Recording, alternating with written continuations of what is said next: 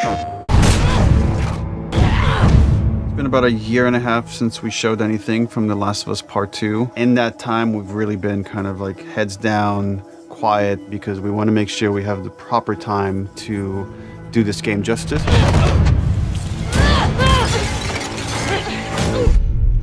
It's definitely our most ambitious in scope game that we've ever made. We really wanted to wait until we had something awesome and new and exciting to talk about because we've been so mysterious.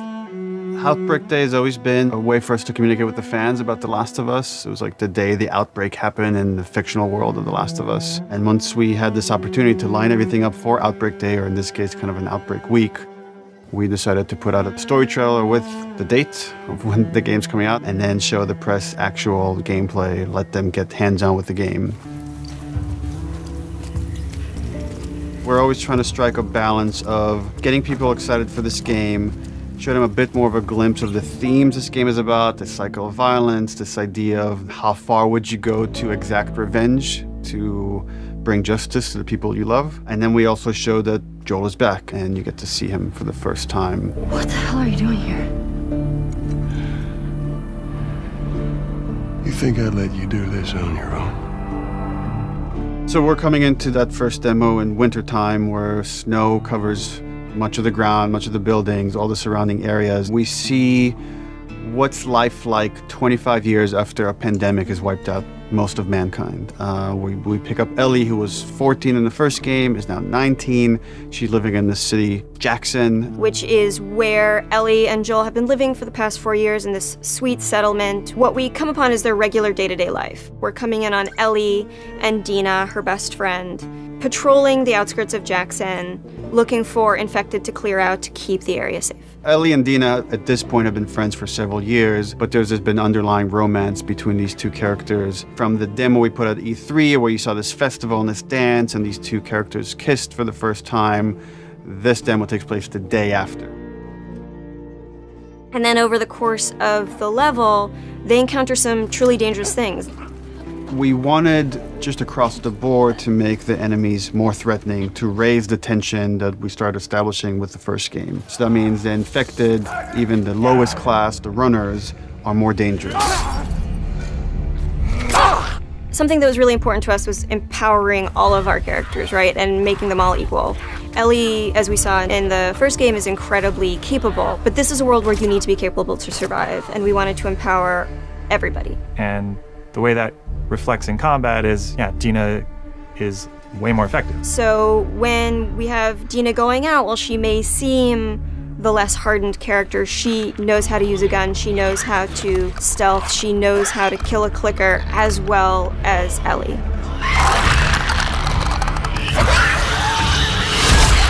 When we were looking to expand on The Last of Us 1 to The Last of Us 2, one of the things that jumped out as being an avenue that was really worth exploring was traversal. Ellie is so much more agile, kind of more athletic, that it seemed like we should really pursue this whole avenue of gameplay. Introducing like a real jump, like a real arcing jump, has allowed us to make for much more interesting puzzles, more interesting vertical environments, and can frequently integrate well into combat setups as well. She's able to move quickly in a lot of different ways. She can dodge attacks.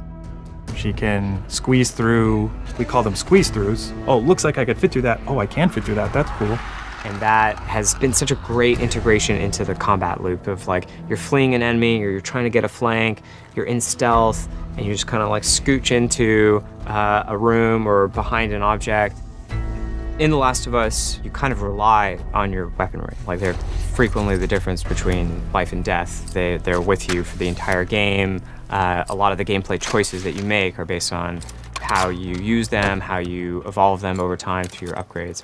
We really wanted to give an opportunity to look at them up close, to interact with them physically.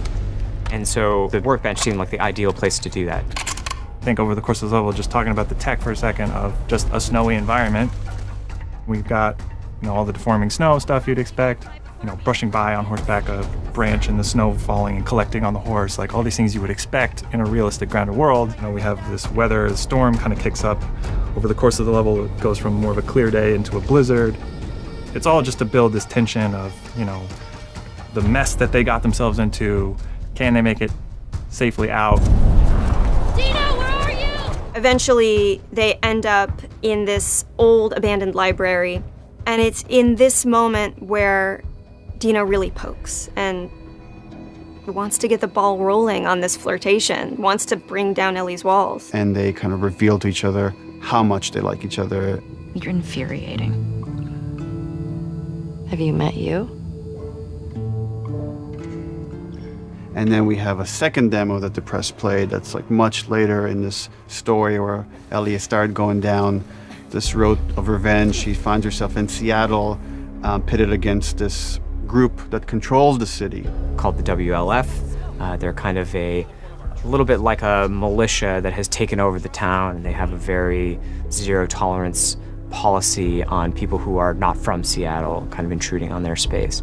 And she hears over the radio that a male trespasser has been spotted, and she knows that the WLF are closing in on him. And so we find her negotiating this abandoned hillside suburb. And she's running into this new enemy type of guard dogs that the WLF are using. Dogs have a new sense of perception to bring to the table, which kind of puts this really interesting wrinkle on stealth gameplay, where so far you've been dealing with sight and sound, trying to stay out of sight, trying to move slowly to be quiet. But now with enemy dogs, you have to worry about them picking up your scent trail. If you go into listen mode, you can see, we have a visualization of that scent, so you can see like when the dog is sniffing you and where it's going. You can throw bottles to distract the dog off of your scent, and it just adds this extra tension. The second part of the demo, even though you're fighting mostly human enemies, we're introducing one of our new infected classes, the Shambler. And the Shambler is kind of a lumbering, tankier enemy that can take a lot of punishment. They'll kind of chase you down and try to get towards you and then burst and leave behind one of these lingering, corrosive clouds. In the demo, we have this mini boss fight, and that class happens to be a stalker. It's a class between runners and clickers. It's a class that can hide and run away, and we wanted to do a lot more with them in this game. And because we have this evade mechanic, you can kind of go toe-to-toe with someone, and we can have these boss fights that we weren't able to have before. So you guys can go back and forth and exchange combos and evade each other and slam each other onto like desks, and we can now render all these physics objects, and it's all done in service of just grounding you more in this world, making you more immersed in this fight and feel like Ellie is barely surviving by the edge of her abilities.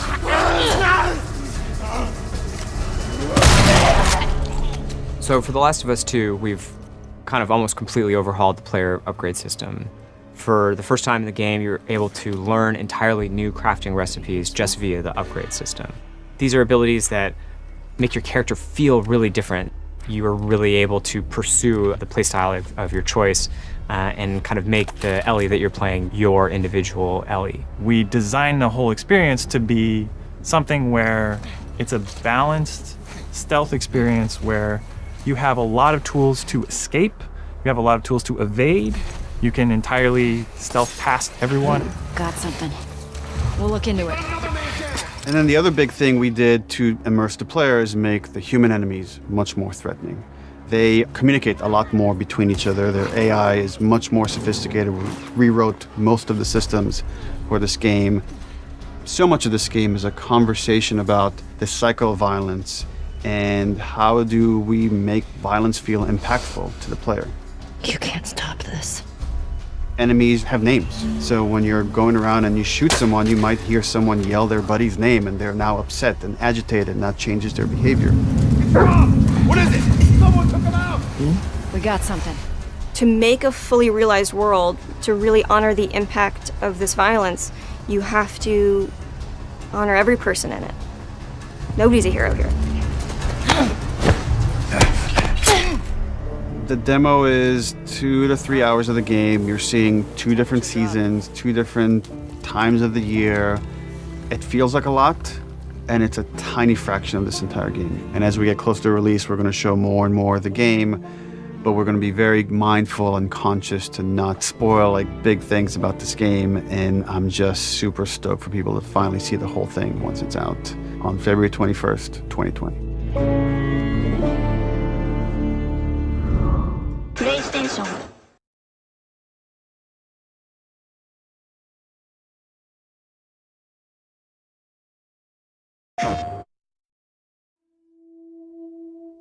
scale of 1 to 10, how would you rate our kiss from last night?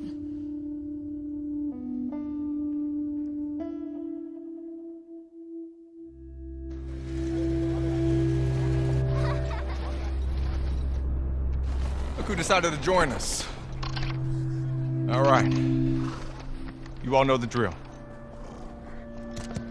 Run your routes. Mark your logbooks. You run into anything you can't handle.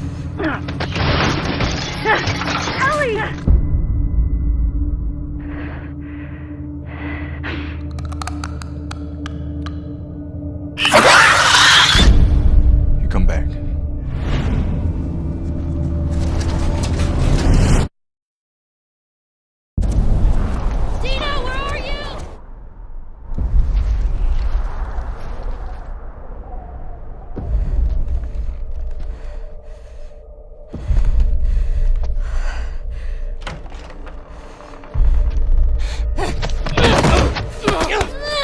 Get off me!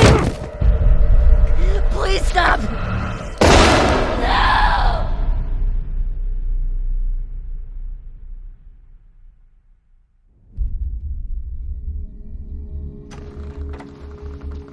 Tommy,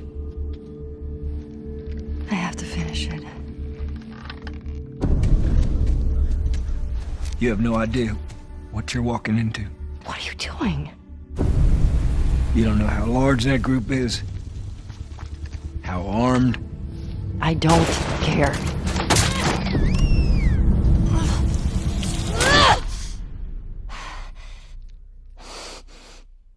You can't stop this.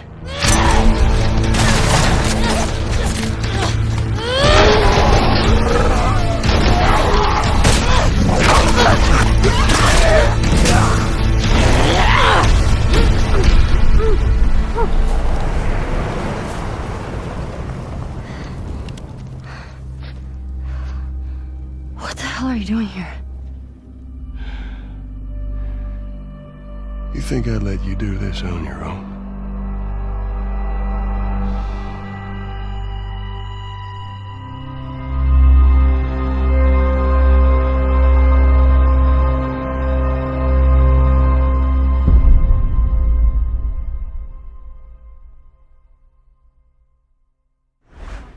PlayStation.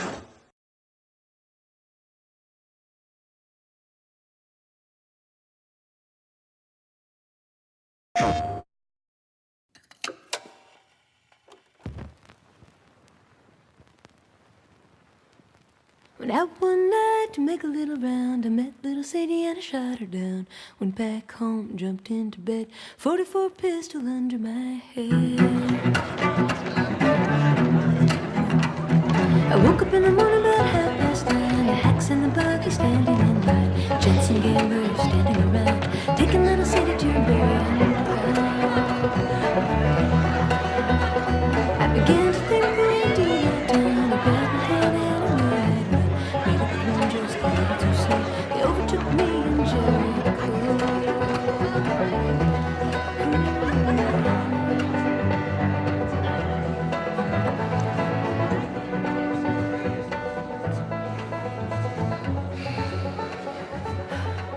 I hate these things.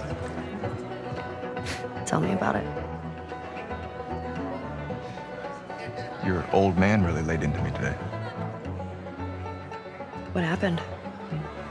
Another big lecture about my patrols. Don't go here, don't go there. It's funny how involved he gets whenever you're scheduled to go out. Yeah. She's putting on quite the show.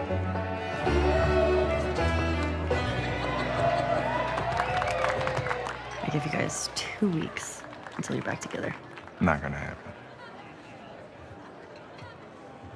She, say something to you? Make it 1 week. Ellie! Hey! What took you so long? Well, I'm here, aren't I? Dina? Jesse. Hey, don't forget we leave at first light, so get some rest. Yes, sir. Such a dick. Come on. Why don't you start with me? Okay, I have a very serious question for you. How bad do I smell? Like a hot pile of garbage? Oh, okay. Oh, how about that? Gross. You love it.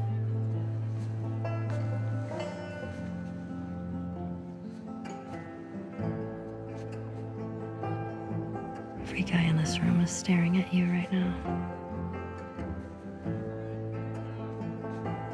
Maybe they're staring at you. Or not. Maybe they're jealous of you. I'm just a girl, not a threat.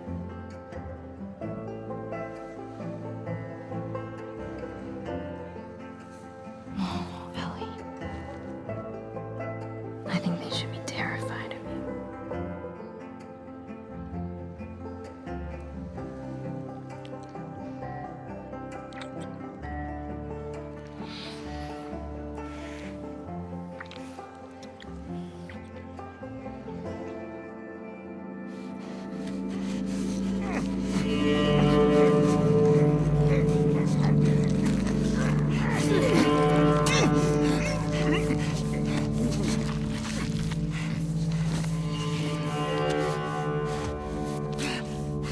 Fucker.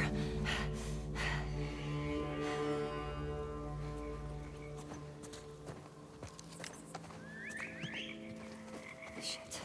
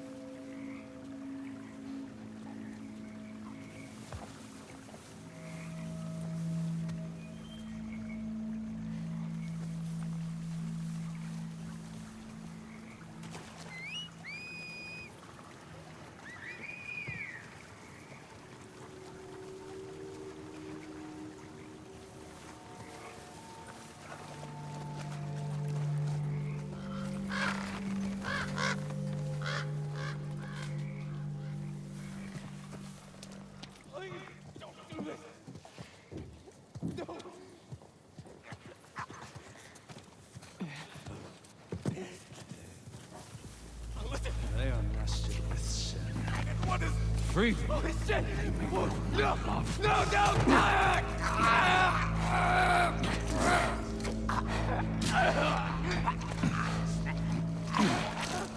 Jesus.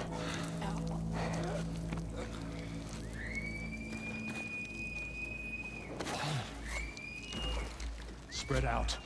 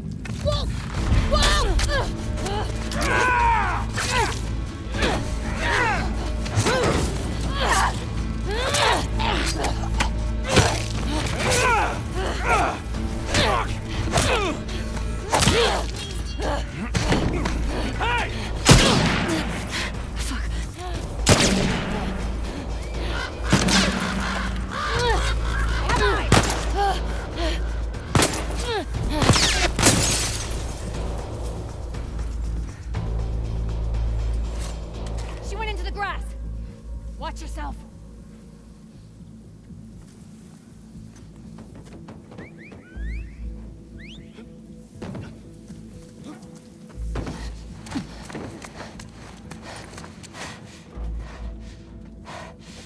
Ethan. What? Wolf. She came through here. Damn it. Double back. Go!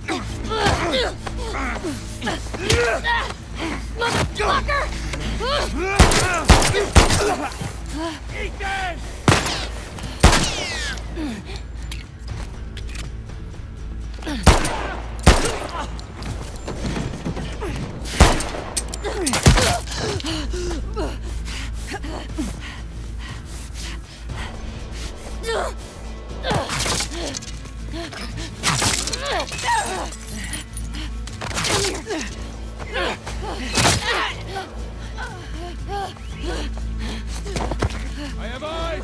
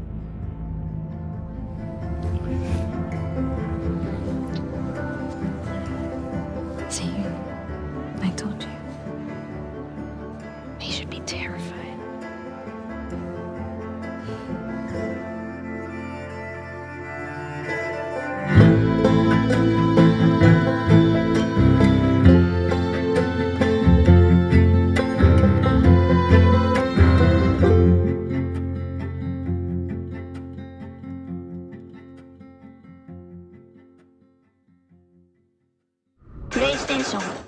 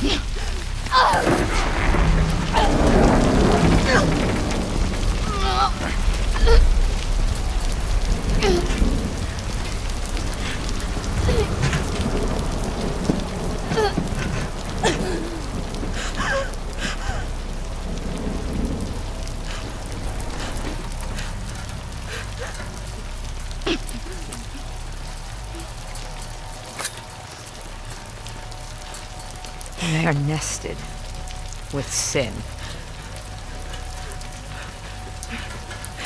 Free them, that they may know my...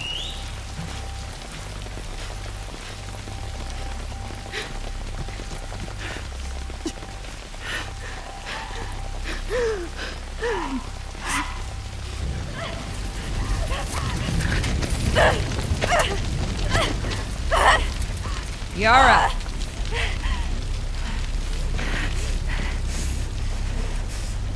Where is the other apostate? Clip her wings.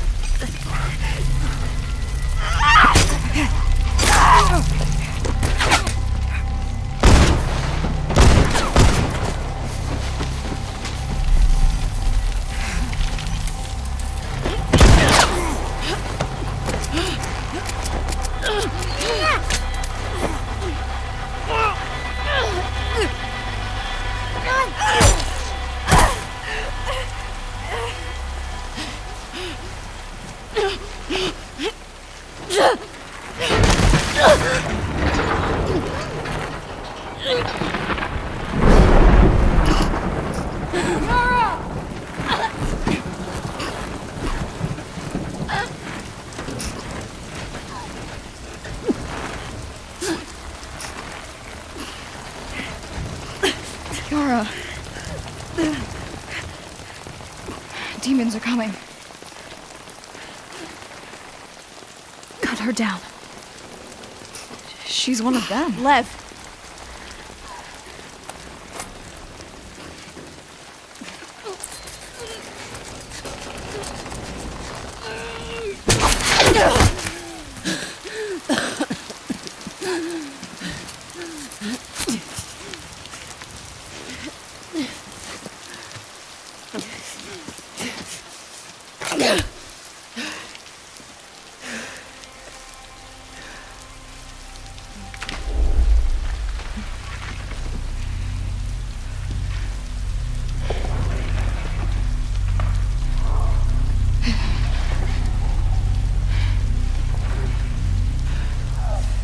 Watch your backs.